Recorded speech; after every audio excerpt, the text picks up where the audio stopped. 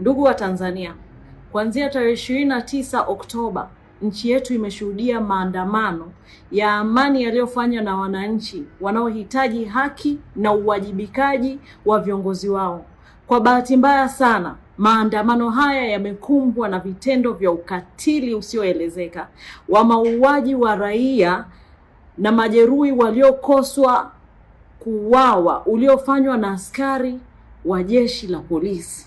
Ndugu wa Tanzania, hali hii imefanya nchi kunuka damu za raia wake, familia zikilia kwa kupoteza wapendwa wao, taasisi mbalimbali zikilia kwa kupoteza wafanyakazi wao, vyombo vya habari vikilia kwa kupoteza waandishi wake, na sisi Chadema tunalia kwa kupoteza wanachama wetu, viongozi wetu na Watanzania kwa ujumla.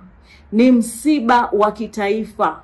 Ni msiba wa taifa zima unaoumiza roho na unahitaji mshikamano wa kitaifa na mshikamano wa kisiasa. Ndugu wa Tanzania, kutokana na matukio ya kusikitisha yaliyosababisha vifo, majeruhi na kupotea kwa baadhi ya wananchi wetu, Chadema tunatangaza rasmi siku 7 za maombolezo ya kitaifa kuanzia tarehe 5 Novemba mpaka tarehe 11 Novemba. Ndugu wa Tanzania, ili kuonyesha heshima na huzuni ya taifa, bendera zote za chama katika ofisi za chama zitapepea nusu mlingoti kila siku kuanzia saa 12 asubuhi hadi saa 12 jioni katika siku zote 7 za maombolezo. Ndugu wa Tanzania, katika kipindi hiki cha maombolezo, chama kinaazimia watu wote kushirikiana katika kuomboleza na kutoa pole kwa familia, jamaa na marafiki wa wale waliopoteza maisha na waliojeruhiwa. Vile vile tunahimiza Watanzania kujitokeza kwa wingi kushiriki mazishi ya ndugu zetu waliouawa ili kutoa heshima stahiki kwa waliopoteza maisha, wakidai haki na demokrasia kwenye taifa letu. Ndugu wa Tanzania, vile vile ningependa kuambia kuhusu hali ya Mheshimiwa Tundu Antipas Lissu.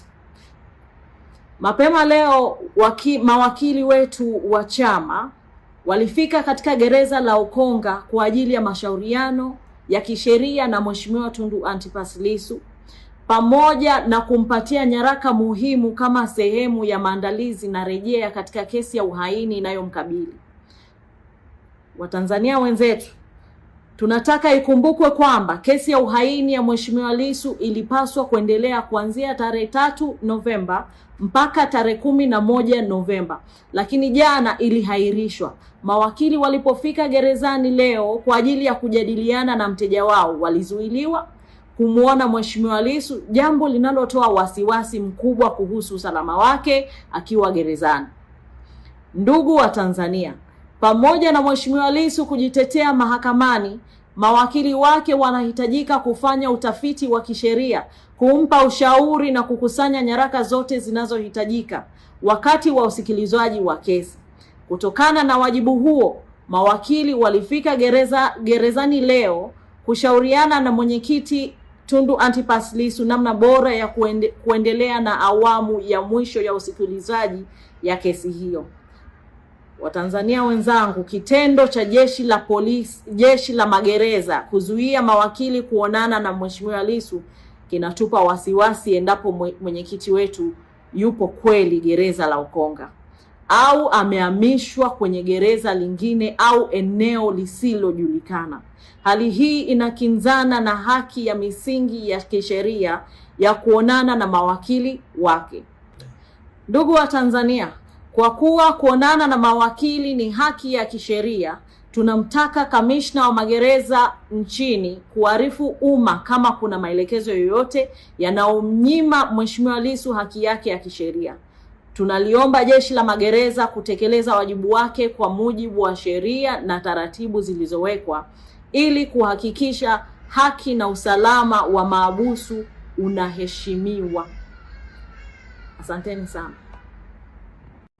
Ndugu Watanzania wenzetu, Chadema tunatoa wito kwa Watanzania wote kutembelea na kutoa misaada ya kibinadamu kwa wahanga na familia zao.